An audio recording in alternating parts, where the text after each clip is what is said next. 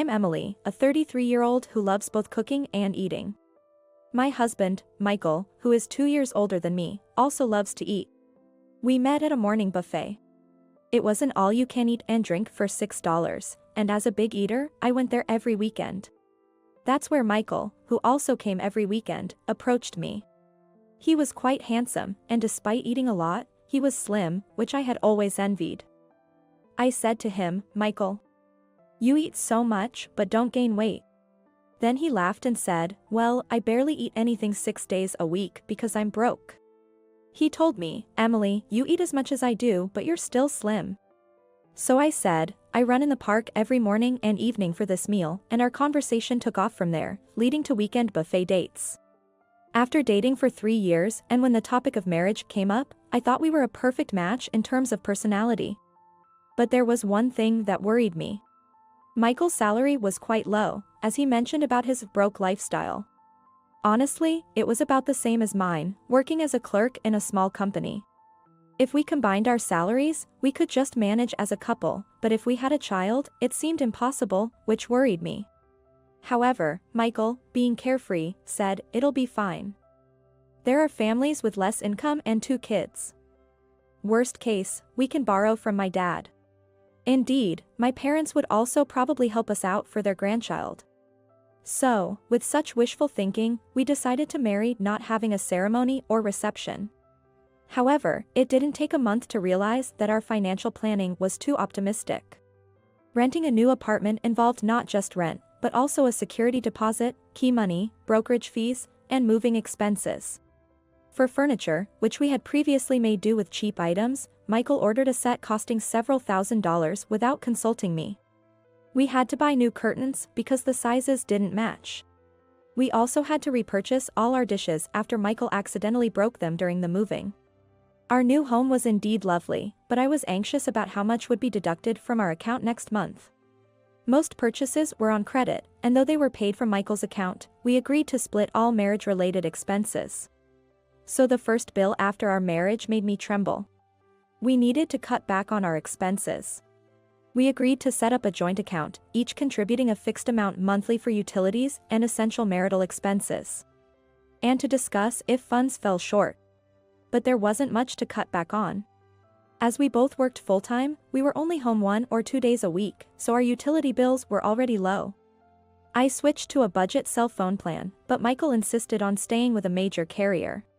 For clothes, I shopped at fast fashion and thrift stores, but Michael refused. Even for cosmetics, I tried making my own, but Michael started ordering expensive hair growth products online. And he even tried to pay for them from our joint account. I complained, "Isn't it strange that we have to pay for your hair growth treatment from our joint account?" But Michael argued, "What are you talking about? It'd be embarrassing for you too if your husband was bald, right? So, it's an issue we should tackle together." There was no choice but to cut down on our food expenses. I utilized the internet for budget recipes, compared flyers from nearby supermarkets to shop at the cheapest one. Even if it meant dragging a shopping cart and walking 30 minutes, and took advantage of evening sales. I also borrowed wisdom from my grandmother, who was frugal since she was born in the early 1900s. Thanks to these efforts, our monthly food expenses, which were nearly $500, were reduced to $300. Of course, this was while still considering nutrition and taste. I was proud of myself as a competent wife, but then, hey, what's this $295.61? It looks like it was withdrawn at the end of the month. Michael, who happened to check our joint account, asked me, "Oh, that's for our food expenses for this month." I had been paying up front and withdrawing the total from our joint account at the end of the month. No way, $300 for a month? That's right. Isn't it great? Michael looked at me, who had just replied with a bit of pride, with disbelief. "What are you talking about? Why does it cost $300? What do you mean? $300 for a couple is quite low. No way, it should be more like $200 at most." I was so flabbergasted, I ended up staring at Michael as if to bore holes into his face. Sure, maybe it's possible if you're a full-time homemaker, diligent, and getting things like vegetables and eggs from your parents' farm. But I work full-time and my parents aren't farmers, so they can't send us anything. Honestly, I'm so exhausted every day from resisting the urge to take shortcuts with ready-made meals and still cooking after a long day at work. Moreover, Michael eats the amount of 2 men and even tries to buy snacks from our joint account saying, "I need sweets because I'm working hard for our life together." I've lost count of how many times I've snapped at him, saying, "Hey, our house isn't an all-you-can-eat buffet."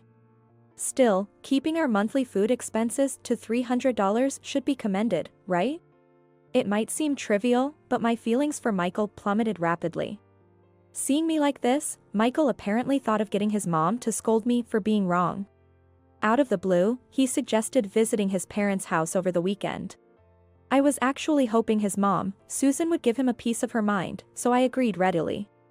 Susan has been a full-time homemaker for 37 years, a real pro. She's particularly good at turning one ingredient into a variety of dishes. For example, with one radish, she uses the leaves for toppings or fillings, the skin for stir-fry, and the flesh for stews, leaving almost nothing to waste. Before we got married, I used to visit his parents' house and learn a lot from her. When we arrived at his parents' house, Susan immediately served dinner. Though she went a bit fancy knowing we were coming, it was her usual budget-friendly cooking: soy pulp burgers, egg and seafood stick omelette with sauce, and pickled vegetable peels. As we enjoyed the delicious meal, Michael predictably complained, "Mom, spending $300 a month on food is way too much. Tell Emily off, will you?" When I explained the situation to Susan, who was taken aback by Michael's sudden remark, she said, "Isn't $300 normal for a couple? I could save more as a dedicated homemaker, but Emily works every day. She's doing well enough." But Michael wouldn't budge. "Mom, don't defend her. I used to cook when I lived alone, and I spent only $100 a month." I said, "That's impossible," thinking there's no way that could be true. Then Michael started fiddling with his phone and said, "Look, here's the proof," showing me his budgeting app with a smug face. It was indeed less than $100 a month. See? Even I, a man, can save that much. But hey, aren't you just buying stuff like bean sprouts, instant noodles, and the like? I sighed. Sure, if you're eating super cheap stuff like 19-cent bags of bean sprouts, fish sausages for $1.68, 5 packs of instant noodles for $1.52, and 78-cent bread all the time, even going to an all-you-can-eat buffet every weekend would keep you under $100 a month. Susan was also astonished, saying, "No wonder you always gorge on meat when you come here." I'm appalled. His dad, Peter, sided with me, saying, "Emily is making balanced meals with affordable ingredients. You, who think cooking is just about filling your belly, have no right to act all high and mighty." But Michael, with his pride hurt, didn't say anything, just wolfed down Susan's cooking and stormed out. "Sorry, dear, he just doesn't understand how hard it is to be a housewife," Susan apologized to me. Peter even suggested, why not have him stay at our place for a month, doing all the shopping and cooking? He might understand how tough it is to make balanced meals affordably while working. But Susan was doubtful, saying, "But you know, if he doesn't like it, he'll just run away like he did just now." That's it. I have a great idea. I shared my plan with Peter and Susan. It was to send Michael to my grandmother's place. My grandma, nearly 90, is a tough woman who survived World War II. She raised 5 children, including my mom, in poverty, so she's ingrained with a luxury is the enemy mentality. She lives alone near my parents' house now, still spry, and loves teaching others.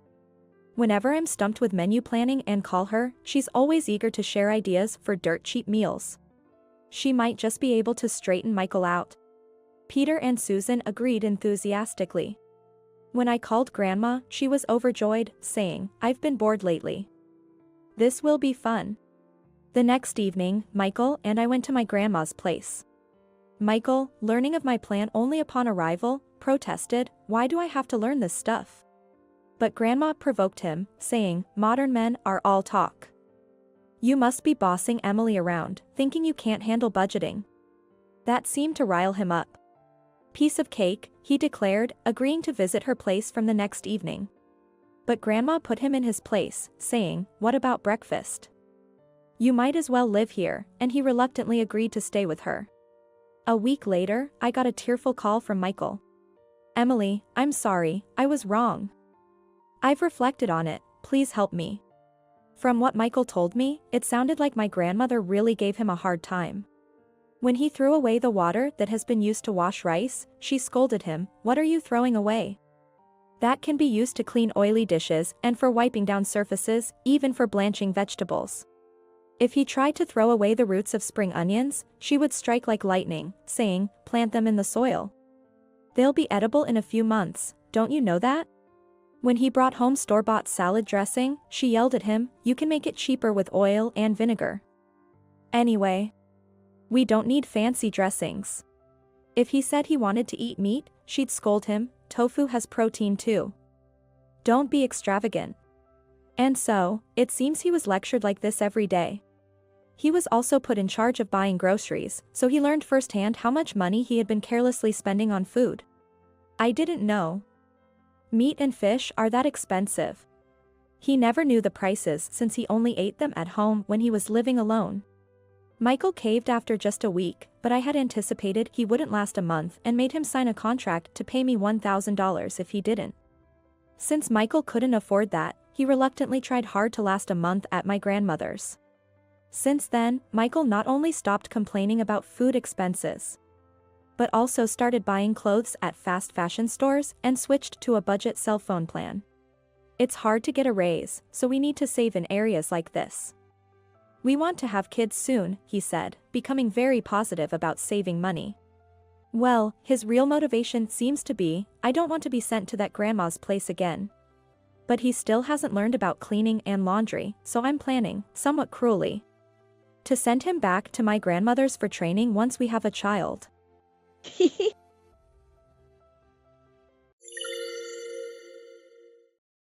My name is Hazel.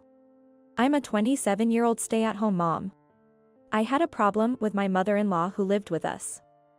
She was constantly texting me about every little thing.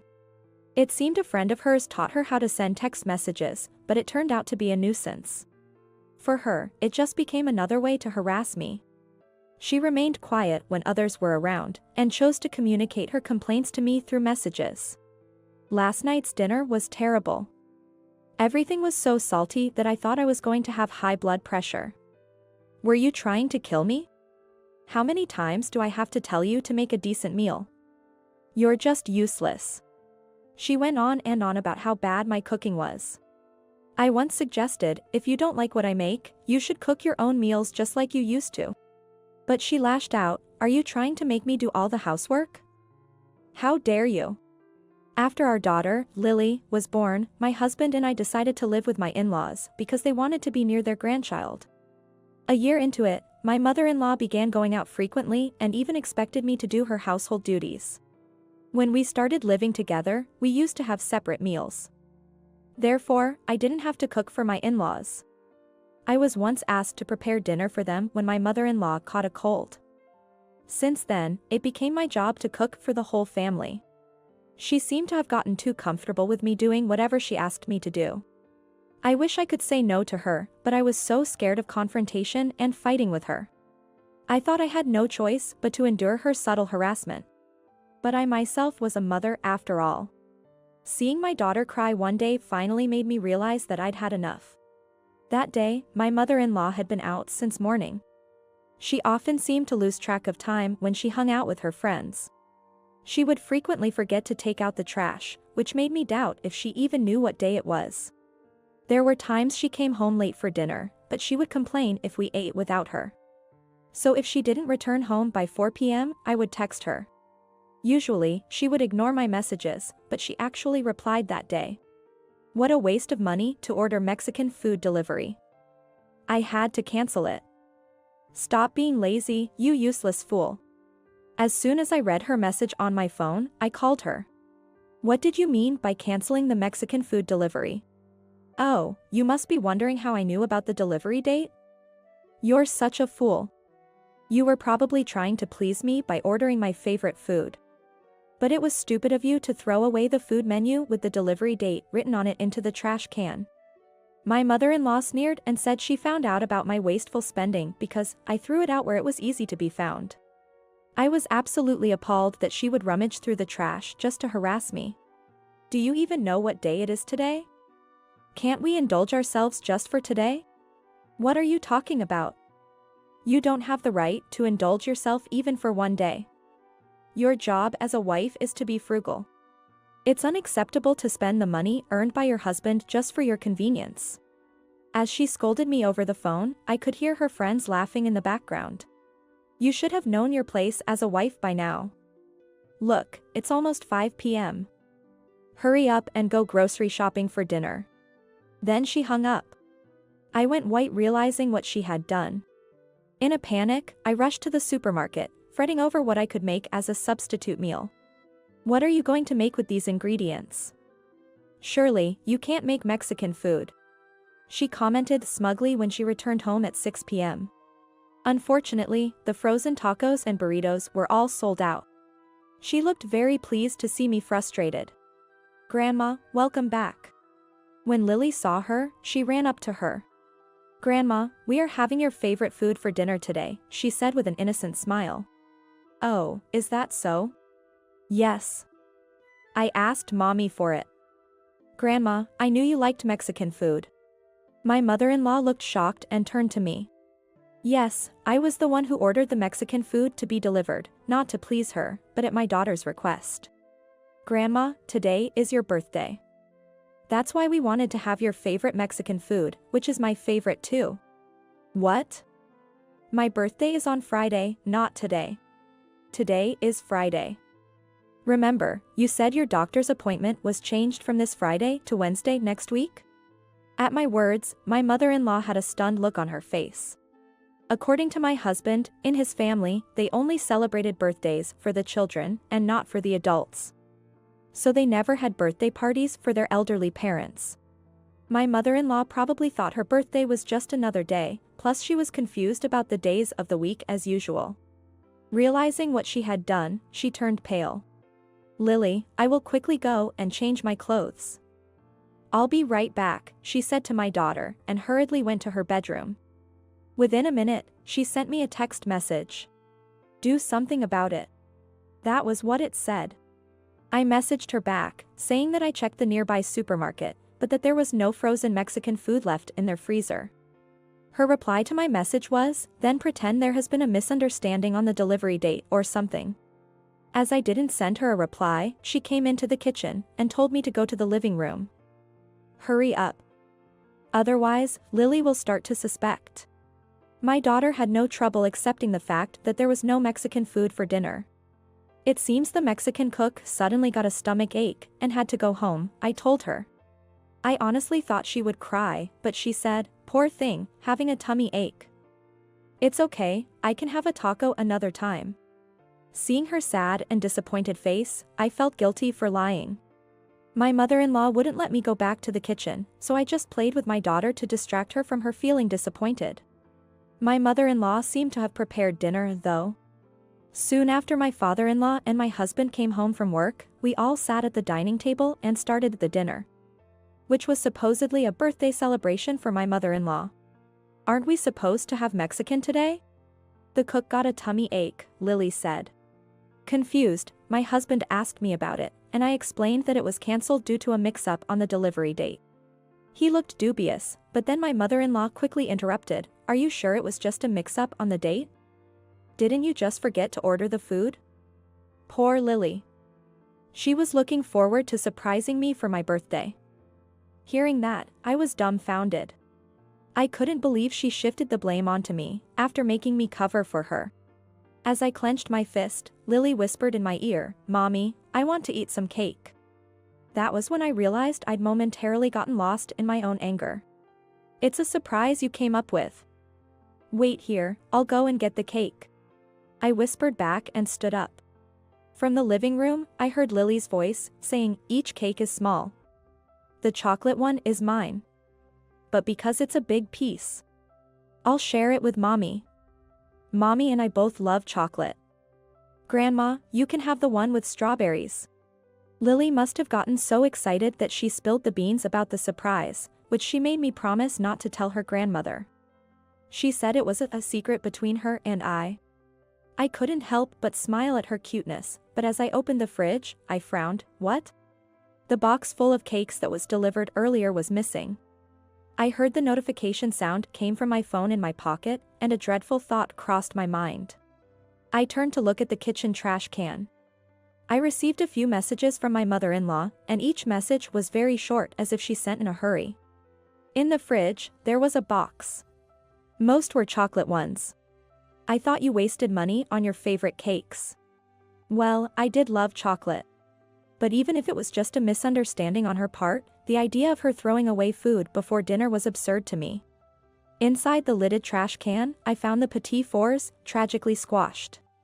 The little cakes that had sparkled like jewels in my daughter's eyes.